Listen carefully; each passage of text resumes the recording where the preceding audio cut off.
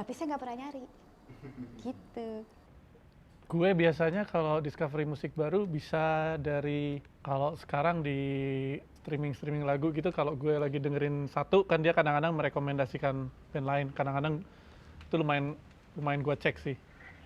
Terus dari media misalnya yang ada di internet atau majalah, itu juga ada review, atau mungkin sederhana ada satu band pakai t-shirt band lain dan kadang-kadang gue penasaran karena mungkin desain t-shirtnya bagus, gue cari tahu bandnya itu kayak apa.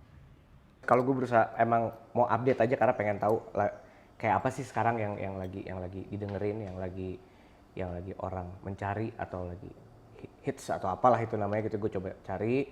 Terus juga gue banyak dapat dari, karena mungkin gue produce juga jadi banyak yang ngirimin istilahnya apa ya, pasokan musik lokal baru gitu. Jadi kalau gue sih dari situ sih.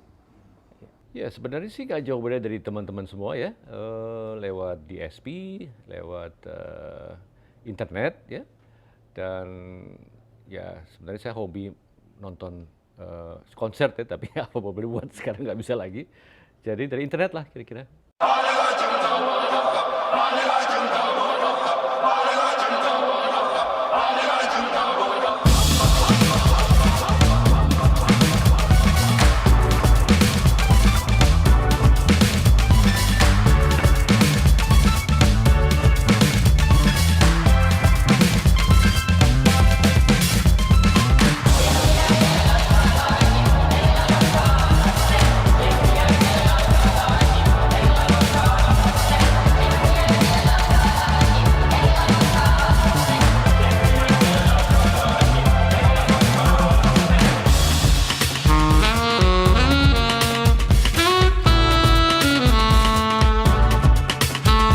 Asik nih.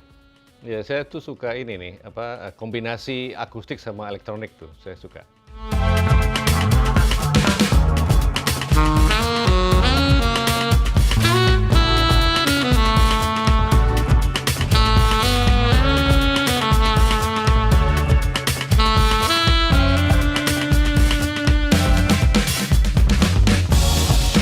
Ya.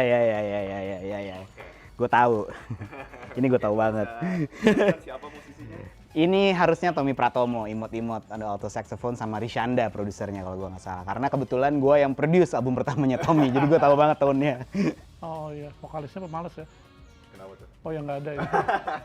Tommy Pratomo dan Risanda Singgi. Judul lagunya Ungu Dende. Sanip. Oh, Risanda. Risanda Singgi. Loh, Risanda itu bukannya vokalis? Basis. Oh udah ganti? Ya, dia berbakat dan beberapa kali kita sering main.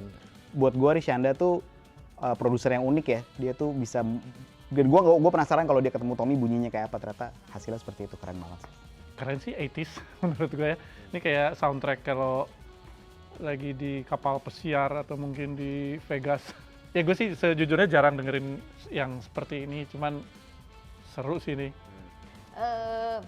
Ya segala macam yang dimasukkan tuh kayaknya sudah ada perhitungannya gitu. Dan saya sih sangat seneng denger saksofon berlayer-layer. Aku sangat suka brass section, jadi pas dengerin segar gitu. Walaupun dengan jenis chord yang aku nggak akan pernah pakai. Sangat menarik, ya itu sih musiknya cerdas banget. Mungkin nggak akan bisa relate dengan cepat ke banyak orang ya. Cuma kalau orang yang sudah mendalami musik pasti denger lagu ini keren banget. Musiknya sih memang ya seperti saya bilang tadi, saya tuh suka kalau ada unsur akustik ya, elektronik gabung sama akustik ya. Karena kalau elektronik semua itu ada emosi manusia yang hilang karena yang main itu lebih mesin daripada manusianya. Tapi kalau akustik, maksud saya tuh akustik tuh non elektronik ya saksofon ya, gitar akustik ya, piano upright atau flugelhorn gitu, bukan keyboard.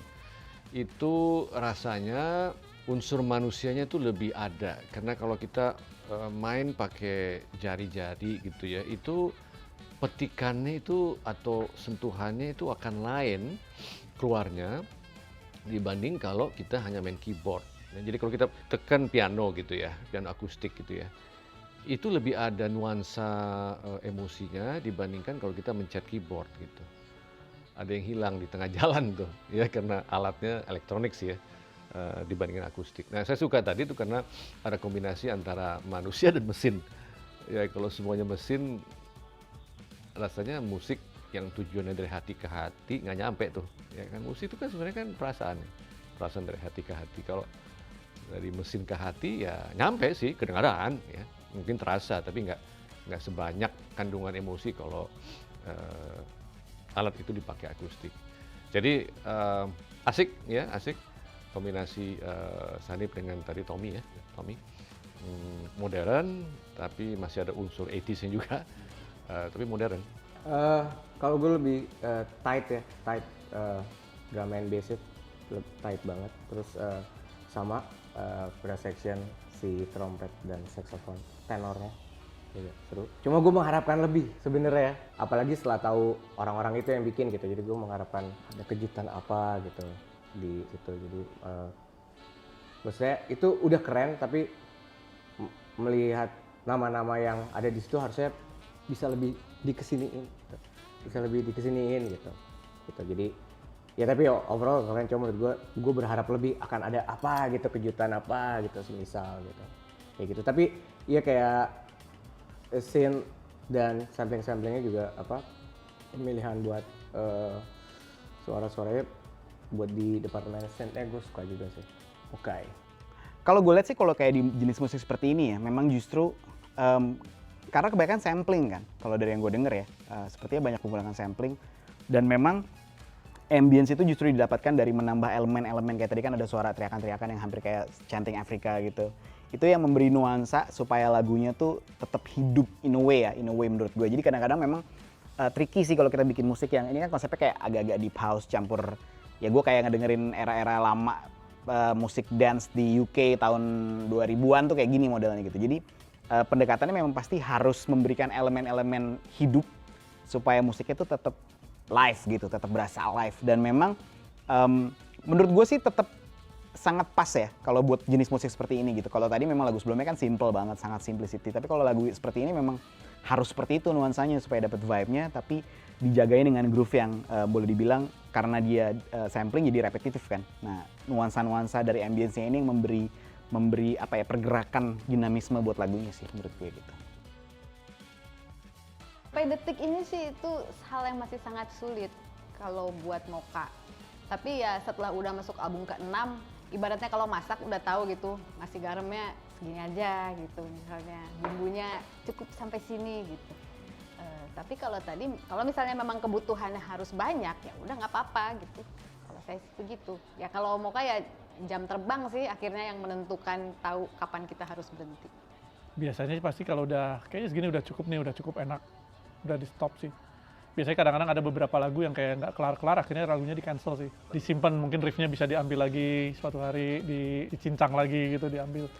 Pasti ada beberapa lagu yang kita cancel. Bahkan kayaknya waktu rekaman pertama atau yang kedua ya, gue lupa. Album pertama kedua, ada satu lagu yang akhirnya kita buang karena kayaknya nggak oke nih. Dan dibuang, nggak pernah kepake, emang menurut kita nggak bagus aja sih. Udah take, nggak sempat mixing mastering, tapi sebelum nyampe ke situ udah di-cut dulu. Ada satu, gue lupa lagu apa, yang waktu kita bikin kayaknya udah, oh ini oke nih. Baru pas lama-lama, bentar, ini bukannya kayak lagu kita yang ini ya? Terus dengerin lagi, oh iya, gitu. Jadi ganti lagi gitu. Kalau gue balik lagi tergantung apakah ini hanya single atau dalam album gitu. Ketika dalam album kan kita mendengarkan satu keseluruhan. Tiba-tiba kalau kita mendengarkan dari A sampai Z, begitu terus ya akan basi, karena kalau mendengar album kan lebih enak, oke yang ini enggak gitu. Cuma kalau misalnya itu sebuah single akan sulit karena itu kembali ke taste si pencipta gitu kan, maunya gimana gitu. Karena biar gimana pun si pencipta tuh punya visinya sendiri, tapi ketika itu dilepas ke halayak luas, ke pasar, akan ada banyak opini, jadi itu ya simpang siur. Tapi kalau menurut gue sih itu hak dari si sang penciptanya aja yang mengkompos maunya gimana.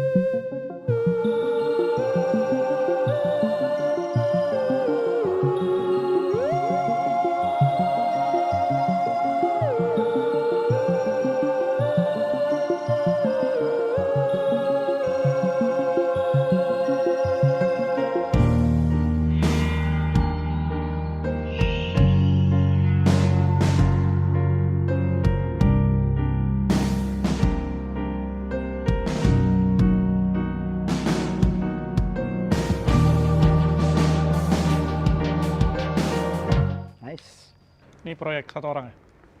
Bertiga sih lebih. Oh justru bertiga. Ini dari Ota Tarega, Agung Munte, dan Shinjoko. Judul lagunya Ember. Ember. Nggak heran sih. Agung Munte menurut gue salah satu musisi jenius, muda jenius saat ini. Multi talented juga. Kadang kalau lihat dia di mana-mana bingung lagi main drum apa main keyboard atau main apa atau main synth bass.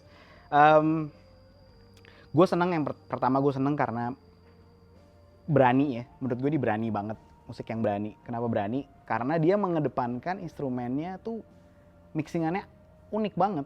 Drumnya jauh di belakang banget, kayak antara mau ada apa nggak ada gitu. Gue sampai kayak tadi ngedengerin, ini drumnya beneran apa drum MIDI atau gimana, cuman keren banget. Lalu ganti time signature-nya juga gantinya asik. Dari tadi pertama 6/8, startnya agak technical ya, startnya 6/8 terus kayak masuk ke 5/4 gitu, and then balik lagi. Cuman masuk akal gitu, jadi buat gue sangat smart sih, musik yang smart gitu. Tadi waktu dimainkan, saya dengar intro kan, kok intronya nggak bisa habis ya? Terus, vokalnya sebelah mana? Ternyata instrumental, pantesan. Jadi kalau saya dari segi musiknya suka, sayang tapi ini tuh kayak ngedengerin -1 jadinya. Jadi saya pengen nyanyi gitu. Aduh saya coba ada vokal sebelah sini, sebelah situ mungkin oke banget nanti. Tapi ya kalau namanya instrumental ya mau gimana lagi ya, harus terima nasib saya ya. Awal-awalnya cukup minimalis ya, dan saya rasa walaupun minimalis bukan berarti kosong. Justru less is more gitu kan. Awal-awalnya terus dia build up gitu ya. Time signature-nya juga lain dari yang lain. Ini juga salah satu aspek ya, kalau kita mau beda dengan yang lain, kita main-main di time signature gitu ya, nggak harus 4/4 ya, kadang-kadang 6/8 gitu. Bagus, saya salut konsepnya, sangat imajinatif, tetap pikiran dari si komposernya jernih sepertinya, dia tahu kapan harus memunculkan efek, kapan harus memunculkan instrumen utamanya, dan tidak monoton ya, walaupun suasana minimalis tadi itu masih terjaga ya, tapi tidak monoton, jadi bagus.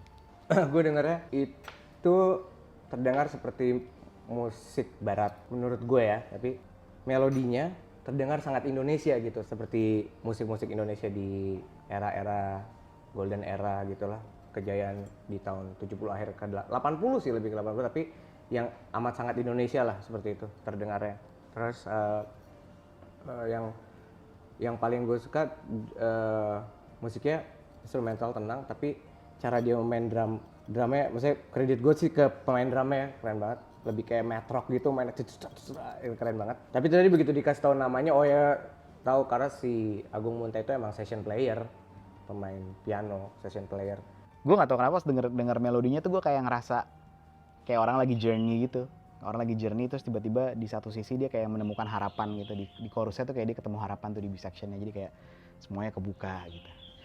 Keren banget. Bercerita. Bisa dari apa ya, kayak feel-nya mungkin. Misalnya kalau ada part-part yang punya atmosfer yang bisa bikin apa ya, kayak itu senang, sedih, atau ada gloomy atau apa kan. Terus mungkin judul lagunya apa, misalnya A, B, C gitu, mungkin sesuai dengan si lagunya juga bisa bercerita sih tanpa lirik. Apa orang yang mendengarkan bisa merasakan gitu. Bisa sih. Bisa. Amat sangat. Bertuturnya di nuansa kan. Ketika di sini dimasukin seperti ini, kalau tadi ambient synth dan gitu-gitu gitu. Jadi lebih berceritanya tentang itu, makanya mungkin misalnya kayak lagu-lagu komposer-komposer lama cuma kayak March in D atau apa, atau Fugue in apa gitu. Jadi karena kalau sebenarnya musik instrumental tuh kayak musik klasik tuh disebutnya musik sastra gitu ya. Banyak hal yang tidak bisa diucapkan dengan kata, bagaimana orang mendescribe sendiri dari apa yang dikompos seperti itu gitu. Jadi dibawa alurnya ke sini, dibawa alurnya ke sini, oh ini beri tension, ini begini gitu. Lebih kayak gitu sih. Sangat bercerita menurut gue pribadi. Gue percaya setiap orang ketika menciptakan sebuah lagu, itu pasti ada inspirasi yang datang. Nah, tergantung gimana cara dia menciptakan lagu. Kalau gue kebetulan tipe orang yang sangat seneng kalau sebuah lagu itu, walaupun instrumental, justru dia membuka ruang untuk interpretasi buat orang. Jadi ketika orang denger tuh dia bisa menginterpretasikan, jadi tuh dibaca judulnya ya. Kadang ada sih orang yang nyetain lagu ketemu melodi sembarangan, kasih judulnya apa ya? Bangku coklat deh gitu, karena memang lagi liat bangku coklat. Ada juga yang kayak gitu. Cuman kalau gue tipe yang lebih seneng, misalnya gue memang bikin lagunya menceritakan tentang langit, gue kasih judul langit, dan gue kepengen orang ngedenger langit waktu dia denger. Itu sesuatu yang susah-susah gampang ya. Tapi maksud gue, itu bisa banget dicapai, dan justru kita membuka ruang interpretasi buat orang, supaya orang lain ketika mereka mendengar, apa sih yang lo dapet waktu lo denger lagu ini? Itu emang gak gampang, tapi semakin banyak kita mendengarkan referensi, semakin banyak kita menyukai musik instrumental, lama-lama pintu itu kayak kebuka di dalam diri kita, dimana kita akhirnya bisa mengeksplor, iya ternyata musik instrumental tuh nggak harus ngantuk loh, gitu kan. Instrumental justru kadang-kadang bisa membuat lebih fokus, ya. Karena yang disajikan tuh langsung bunyi, ya, bunyi gitu ya. Ketimbang kalau ada vokal, manusia kan daya fokusnya kan terbatas ya. Ya, kalau kita mau mendengar lagu terus kita mendengar lirik, ya kita mengupayakan otak kita mencoba mengerti liriknya itu, sehingga musik kadang-kadang tuh kelupaan gitu, ya, dikesampingkan. Tapi kalau ini kan fokusnya hanya musik, ya nggak usah mikir liriknya kan, nggak ada liriknya soalnya nggak ada penyanyinya. Jadi kalau bagi saya musik instrumental tuh lebih cepat, ya menggait hati, menggait perasaan seorang, bisa cepat membangkitkan perasaan dan reaksi dari diri yang mendengar, menurut saya. Kalau lu tanya lagu instrumental bisa laku, susah. Soalnya gue merilis ada satu band, dia band instrumental, nah itu penjualannya tuh yang paling lumayan lambat lah. Karena orang mungkin kayak nggak terbiasa dengan band instrumental mungkin. Masih segmented lah. Ya di Indonesia ini kan musik instrumental tuh banyak dibilangnya musik elevator atau musik bobo ya. Nah mengubah persepsi itu memang agak gampang, tapi saat-saat seperti sekarang kayaknya justru ruang interpretasi itu terbuka lebar, dan banyak orang yang bisa menerima juga, pendengar banyak yang bisa menerima sebuah alternatif baru dengan adanya musik instrumental. Jadi ini saat-saat yang tepat menurut gue buat kita berkarya di musik instrumental dan memberikan pilihan baru lah buat pendengar gitu.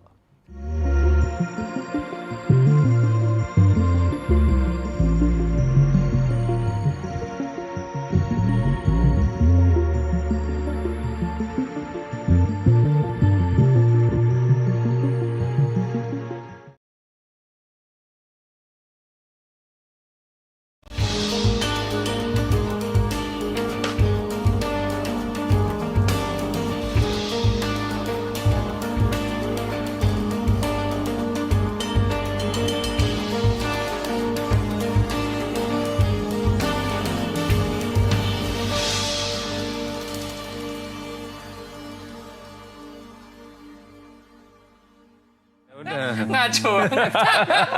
Wis tamu ngaco. Udah rolling loh ini audio.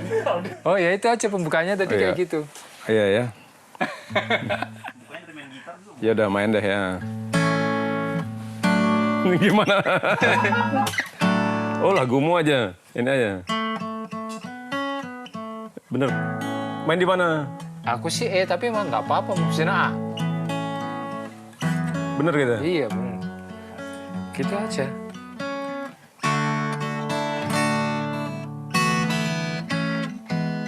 Ya udah pasti tahu lagu itu. Nah, jadi kali ini ketemu Eros langsung. Ketemu di Jogja setelah berapa tahun kita nggak ketemu nih? Ya 2 tahun lebih berarti Mas kan. 2 tahun. Kita terakhir ketemu juga kapan? Udah lama banget. Ya kan? Iya lumayan. Acara Sebelum pandemi kita di HN biasanya. Oh iya itu udah lama Jadi banget. lama. Oh mungkin kalau boleh dibilang ketemu kita di Bali main bareng. Itu udah 2 tahun Iya, lebih. 2 tahun lebih. Jadi Gila ya. akhirnya awal-awal pandemi kita sempat nih ngomongin berjemur. Oh iya. video tiap pagi besok berjemur jam berapa? Jadi masih Video call. Video Grup call, call. masih ngomongin yang bener jam 8, yang bener jam 10. Sampai sekarang kita nggak tahu, tapi ya awal-awalnya nggak pernah nggak pernah kepikir bahwa pandemi ini bakal. Dulu masih mikir berapa minggu ya, Iya. berapa bulan ya. Berapa bulan. Sekarang 2 tahun. Udah 2 tahun dan aku sih belum manggung ya. Serius? Serius. Nah itu kita mau ngobrol nih, maksudnya kan selama 2 tahun ini banyak banyak hal yang dijalanin selain ngomongin 2 tahun terus semua pada tahu Eros sudah ada signature gitar series yang baru terus tapi benar-benar nggak manggung tapi Sama sekali. salah satu band yang nggak Maret mau besok. manggung ini unik juga sih Ceylon Seven mungkin memang tujuannya biar nanti pada kangen banget kali ya penonton kali Ya itu juga, tapi yang utama ini sih maksudnya kan kesiapan mentalnya aja. Terus juga belum ada urgennya sih buat kita buat perform lagi untuk saat ini. Gitu. jadi memilih nggak usah aja Memilih untuk nggak usah dulu karena kadang-kadang kita berpikir kita juga banyak selama 2 tahun ini kan kita banyak mengalami apa ya namanya ya problem juga di manajemen. Jadi kalau detik ini Ceylon Seven dipanggil suruh manggung nggak bisa karena memang kita secara band kita secara manajemen kita nggak lengkap. Jadi Oh, gitu. untuk saat ini belum bisa. Jadi ya sabar aja lah. Jadi maksudnya nggak bisa kan kalau langsung loncat soalnya ke Ceylon Seven karena posisinya juga drummer di Jakarta itu nggak masalah Ya sebetulnya. itu juga menurut aku ada sedikit penghambat juga. Cuman Jadi bukan cuman itu Brian aja jangan sih. pindah Jakarta harusnya balik lagi.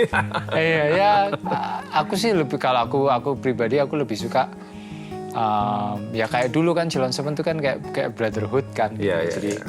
rumah deket-deketan, nggak harus kerja, nggak harus ngeband, kita ketemu hangout gitu. Iya, iya. Itu cukup menyenangkan gitu. Cuman kalau kali ini kita dituntut untuk profesional dan manggung gitu ya kondisinya Menghibur lah gitu. Belum bisa.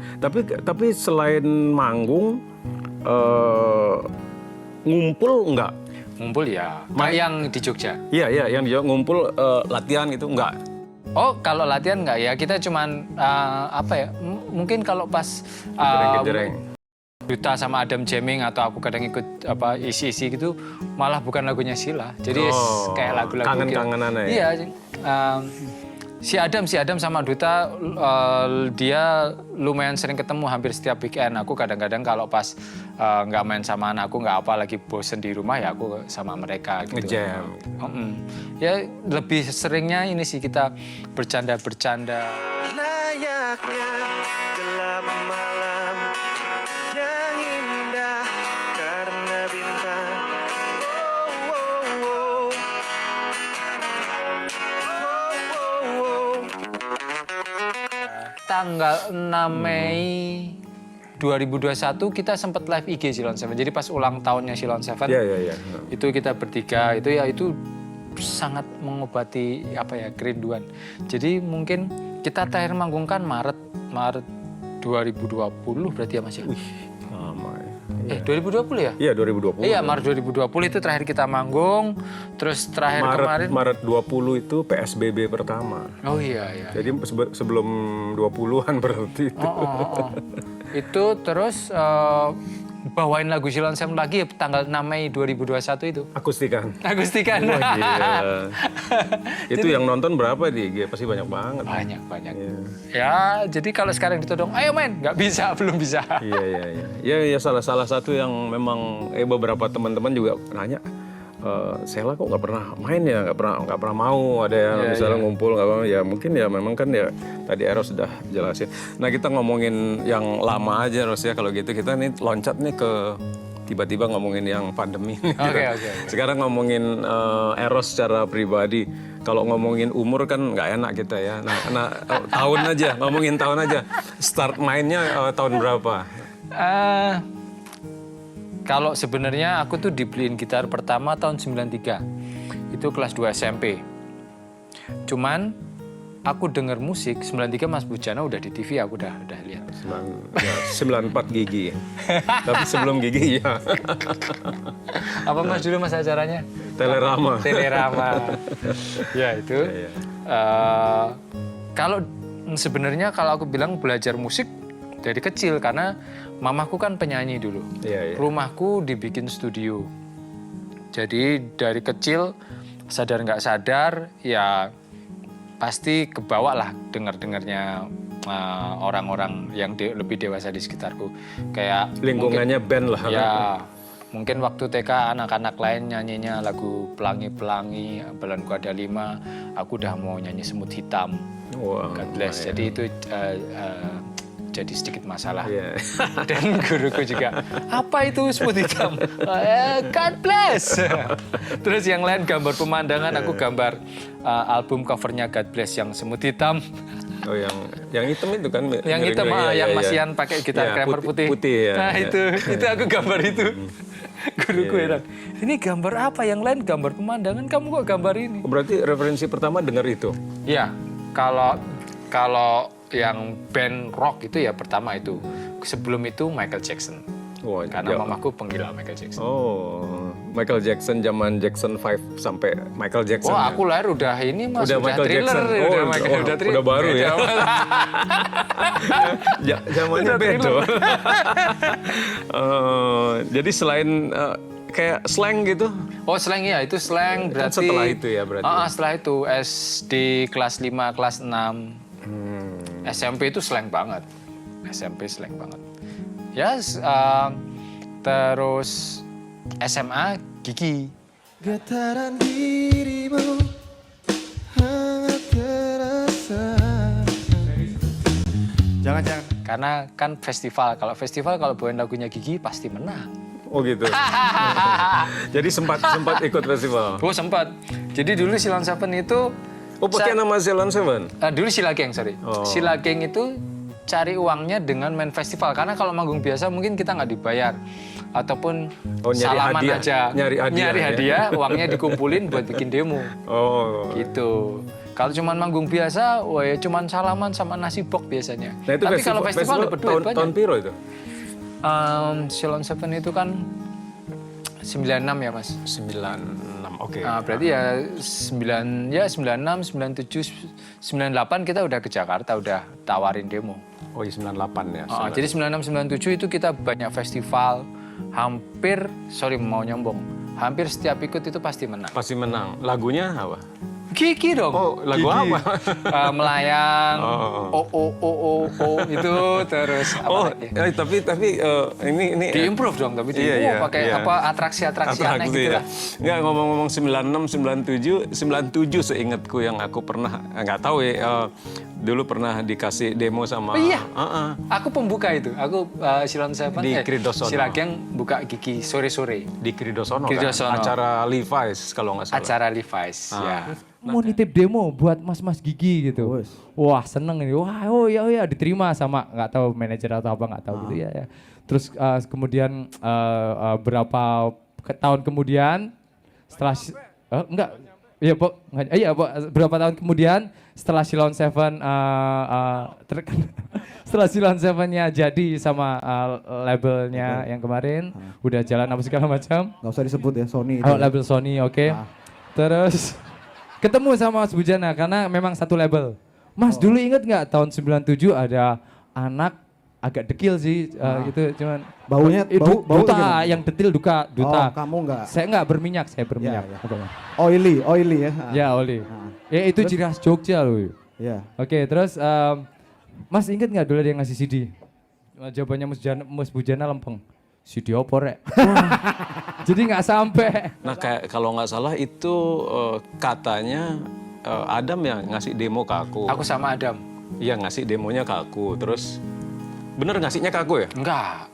Ngasihnya ke siapa? Dititipin. Aku lihat Mas Bujana sama Mas Arman di dalam ruangan terus nitip CD. Nggak tahu orangnya gemuk gitu. Iya pokoknya tolong sampaikan. Ya, gitu. tolong sampein Ya gitu. pokoknya aku nggak pernah terima demonya. Jadi kalau misalnya terima demonya juga belum tentu juga semujur yang sekarang. Yang akhirnya kan kita ketemu. Iya singkat cerita tiba-tiba aku ketemu Mas Bujana di kemudian hari setelah Silon Seven rekaman. Udah di Sony kan? Udah di Sony. Mas dulu inget nggak aku dulu yang ngasih demo